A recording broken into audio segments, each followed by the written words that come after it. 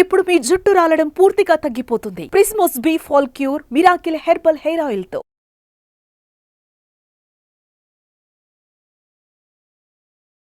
నమస్తే, welcome to Suman TV. నేను మీ శ్రీ అనుష. సో ప్రెసెంట్ మనతో పాటు ఉన్నారు ప్రముఖ ఎండోక్రైనాలజిస్ట్ డాక్టర్ రవిశంకర్ గారు ఉన్నారు from Apollo hospitals Jubilee Hills నుంచి. మరి సార్తో మాట్లాడి కంప్లీట్ డీటెయిల్స్ తెలుసుకుందాం. హలో సార్, నమస్తే. నమస్తే అండి. సో ఇండియా అనేది డయాబెటిక్ క్యాపిటల్ అయిపోయింది సార్ వరల్డ్లో. సో ఎందుకు కేసెస్ అనేవి ఎక్కువ పెరుగుతున్నాయి?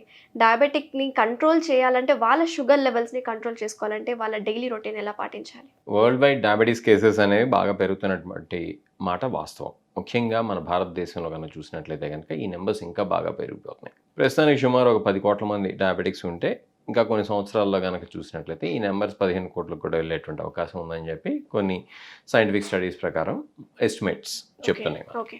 ఈ డయాబెటీస్ ఎందుకు పెరుగుతుంది అని కనుక చూసినట్లయితే కనుక దీనికి ముఖ్యంగా చెప్పుకోవాల్సింది 2 రకాలైనటువంటి కారణాలు ఉంటాయి డయాబెటీస్ రావడానికి. ఒకటేమో జెనెటిక్ సంబంధించినటువంటి కారణాలు, రెండోదేమో ఎన్వైర్మెంటల్ ఫ్యాక్టర్స్ అని చెప్తూ ఉంటాం. జెనెటిక్ కారణాలు అంటే ఏంటి? మనకి ఎలాంటి జీన్స్ ఉన్నాయి, మన సౌత్ ఈస్ట్ ఏషియన్స్కి ఇన్ జనరల్, అంటే మన ఇండియన్స్ వీళ్ళందరినీ తీసుకున్నట్లయితే మనందరికీ బ్యాడ్ జీన్స్ ఉంటాయి, ఏది డయాబెటీస్ పరంగా చూసినట్లయితే. కాబట్టి మనందరికీ డయాబెటీస్ వచ్చేటువంటి రిస్క్ ఇన్ జనరల్గానే ఎక్కువ మిగతా వరల్డ్ వైడ్ పాపులేషన్తో కంపేర్ చేసినట్లయితే. ఇక ఎన్వైర్మెంటల్ ఫ్యాక్టర్స్ విషయానికి వచ్చినట్లయితే కనుక మనం తీసుకునేటువంటి ఆహారం ఏంటి, మనం ఎలాంటి వ్యాయామం చేస్తున్నాం, మనం నిద్రపోతున్నామా, వీటన్నిటిని పరిగణలోకి తీసుకోవాల్సి ఉంటుంది. ముఖ్యంగా భారతీయులను కనుక చూసినట్లయితే ఇదివరకు రోజుల్లో ఏంటి, ఒక 15-20 ఏళ్ల క్రితం మనం కనుక చూసినట్లయితే రోడ్ చివరికి వెళ్ళి మనం ఏమైనా కొనుక్కుని వచ్చుకోవాలనుకుంటే నడిచి వెళ్ళేవాళ్ళు, లేకపోతే మహా అయితే సైకిల్ వేసుకుని వెళ్ళేవాళ్ళు నా చిన్నప్పుడు అయితే. అది కాస్త ఇప్పుడు బైక్ లేనిదే లేకపోతే కారు లేనిదే రోడ్డు చివరి కొనుక్కోవాలని కూడా వెళ్ళరు.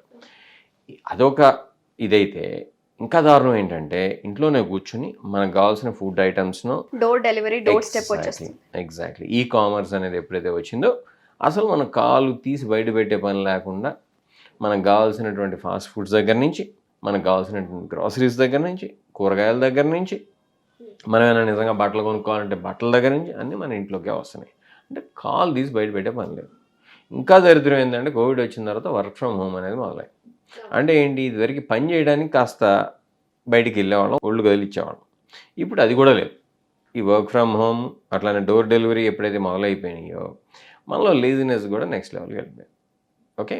వీటితో పాటు మొబైల్ ఫోన్స్, గ్యాడ్జెట్స్ కనుక చూసినట్లయితే అసలు అకారణంగా కూడా మనం ఇది ఫోన్ చూసుకుంటూ అందులో ఏం అప్డేట్ అయిపోతుందో ప్రపంచం మనం కనుక ఒక సెకండ్ చూడకపోతే అందులో వింత వింత మార్పులు ఏమేమి అయిపోతున్నాయో మనం కనుక చూడకపోతే అసలు ఏమైపోద్దో ప్రపంచం అన్నట్టు నిమిషంకి ఒకసారి ఫోన్ చేతిలో పెట్టుకుని అందులో వాట్సాప్ లేకపోతే ఇన్స్టాగ్రామ్ లేకపోతే ఫేస్బుక్ లేకపోతే ఇంకో బుక్, ఇట్లా వరుసనే ఒకదాని తర్వాత ఒకటి చూసుకుంటూ పోతూ మన యొక్క డేని ఎలా కిల్ చేయాలి ఈ సోషల్ మీడియానో లేకపోతే ఇంకో దాన్ని వాడుకుంటూ అనేటువంటి విషయం మీద మనకున్న శ్రద్ధ, మనం ఏం తింటున్నాం కానీ, మనం ఎలా నిద్రపోతున్నాం కానీ, మనం ఎలాంటి ఎక్సర్సైజ్ చేస్తున్నామో లేదా చేయట్లేదు అనే దాని మీద అసలు ఎలాంటి ధ్యాస లేదు. మైండ్ఫుల్నెస్ అనేది లేదు. మైండ్ఫుల్నెస్ అనేది చాలా పెద్ద మాట.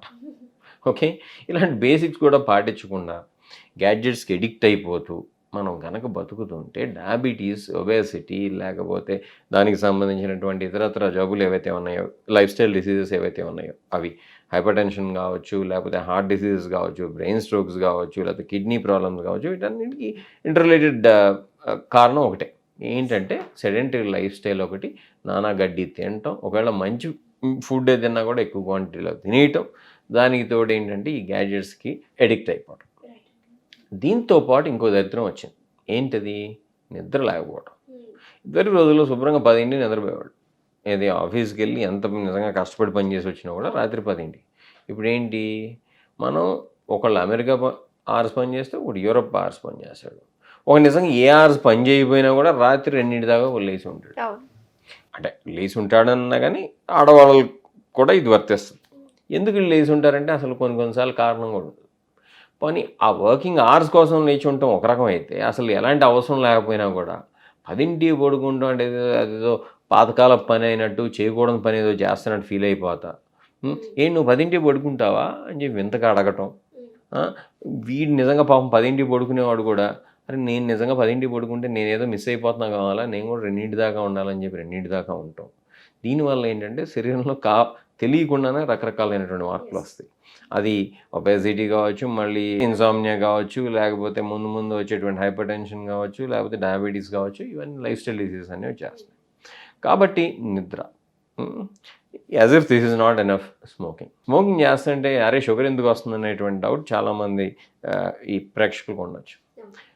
స్మోక్ చేస్తే టైప్ 2 డయాబెటీస్ వచ్చేటువంటి రిస్క్ ఎక్కువగా ఉందని చెప్పి క్లియర్గా సైంటిఫిక్ స్టడీస్లో బయటపడింది.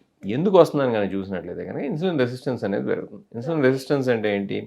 మన శరీరంలో రిలీజ్ అయ్యేటువంటి ఇన్సులిన్ ఏదైతే ఉందో అది మన శరీరానికి కనుక ఉపయోగపడకపోతే అప్పుడు వచ్చేటువంటి పరిణామాన్ని మనం ఇన్సులిన్ రెసిస్టెన్స్ అని చెప్పి చెప్తా ఉంటాం. కాబట్టి ఇన్సులిన్ రెసిస్టెన్స్ అనేది బాగా పెరిగిపోతుంది ఎప్పుడు మనం స్మోక్ చేసినట్లయితే. కాబట్టి డయాబెటీస్ వచ్చేటువంటి రిస్క్ పెరుగుతుంది. ఇంకా అయిపోలే ఆల్కహాల్ అనేది ఇదివరకు రోజుల్లో అది ఒక టబు. తాగడం అంటే నా చిన్నప్పుడు అరే ఆల్కహాల్ తాగుతాడంటే దొంగతనంగా తాగటం, ప్లస్ అది తాగటం అనే దాన్ని అసలు ఎంత గోప్యంగా ఉంచాలో అంత గోప్యంగా ఉంచేవాడు. ఇవాళ రోజున ఎక్కడ చూసిన పబ్లు, ఈ రోడ్డు మీద వెళ్తుంటే ఏ రోడ్డుకు ఒక ఇది వైన్ షాప్ అని అంటారు. కాబట్టి అందులో దొరకందంటూ ఏదీ లేదు. సో ఈ వైన్ షాప్స్, ఈ బార్స్, పబ్ కల్చర్ అనేది విపరీతంగా పెరిగిపోయింది. వైన్ షాప్స్ కూడా సూపర్ మార్కెట్ లాగా వెళ్ళి మనం అంతే కదా, మంచి ఏది కావాలంటే అది కొనుక్కొని వచ్చుకోవచ్చు. అది కూడా బ్రాండెడ్ వెరైటీస్, మళ్ళీ లోకల్ వెరైటీస్ రకరకాలు ఉన్నాయి. సో ఈ ఆల్కహాల్ కన్జంప్షన్ ఏదైతే ఎప్పుడైతే పెరిగిపోయిందో దానివల్ల కూడా ఏంటంటే కేవలం ఆల్కహాల్ ఒకటే తాగరు. ఆ తాగడంతో పాటు జంక్ ఫుడ్ ఏదైతే ఉందో అది కూడా తింటూ ఉంటారు. అది కూడా ఏంటి, మన వాళ్ళు ఈ కార్యక్రమాన్ని 7-8 ఎవడన్నా ముగించుకొని 10 పడుకుంటాడంటే కాదు కదా. అసలు స్టార్ట్ అయ్యేదే కార్యక్రమం 9-10, ఇది కొనసాగేది రాత్రి 1-2 గంటల దాకా. కాబట్టి ఏంటంటే ఇది ఒక నిరంతర ప్రక్రియ అనమాట. అదే ఒకరోజు ఇవాళ అయిపోయింది మళ్ళీ రేపు ఆపేరు కదా. రేపు ఏదో కారణం ఎత్తుక్కుంటారు అలవాటైన వాళ్ళు. వాళ్ళు వీడింట్లో అయితే రేపు వాడింట్లో, అసలు ఎవడింట్లో కాకపోతే బార్లో కాకపోతే పబ్లో కాకపోతే అసలు బయట వేరే చోటకి వెళ్ళాలి. సో ఇట్లా ఒక కారణం వెతుక్కుంటూ ఎప్పుడైతే అదో ఒక చేయకూడనటువంటి పని, మన శరీరానికి చేయకూడనటువంటి పని మనం చేస్తున్నామో శరీరం ఆటోమేటిక్గా డయాబెటీస్ వస్తుంది, కొలెస్ట్రాల్ వస్తాయి, హార్ట్ అటాక్స్ వస్తాయి, బ్రెయిన్ స్ట్రోక్స్ వస్తాయి, హైపర్ టెన్షన్ వస్తుంది, కిడ్నీ సమస్యలు కూడా వస్తాయి. కాబట్టి మనం కంప్లైంట్ చేయకూడదు. ఇవన్నీ చాలామంది ఇంకో డైలాగ్ ఉంది ఏంటంటే ఏముందంటే ఎప్పుడొకప్పుడు పోవాలి, అనుభవించేసి చచ్చిపోవచ్చు. ఏంటి ఏం అనుభవిస్తావు, ఏం చచ్చిపోతావు. ఇప్పుడు నానాగడ్డి తినేసి నిద్రపోకుండా సరిగ్గా ఎక్సర్సైజ్ చేయకుండా నేనేదో కరెక్ట్గా ఇంకో 10 ఏళ్లకో 20 ఏళ్లకో 30 ఏళ్లకో నేను ఒకే రోజు ఢామ్ అని చెప్పి హార్ట్ అటాక్ వచ్చి చచ్చిపోతుంటే అలా అవ్వదు.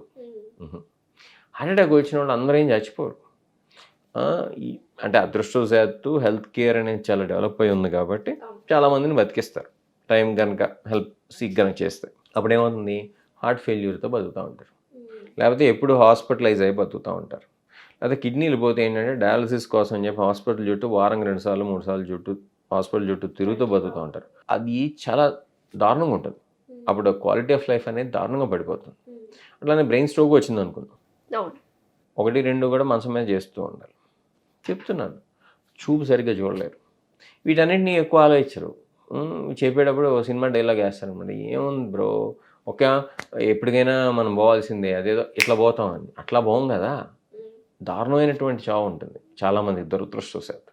కాబట్టి అటువంటి పరిస్థితులు రాకూడదని అంటే మనం హెల్తీగా ఉండాలి.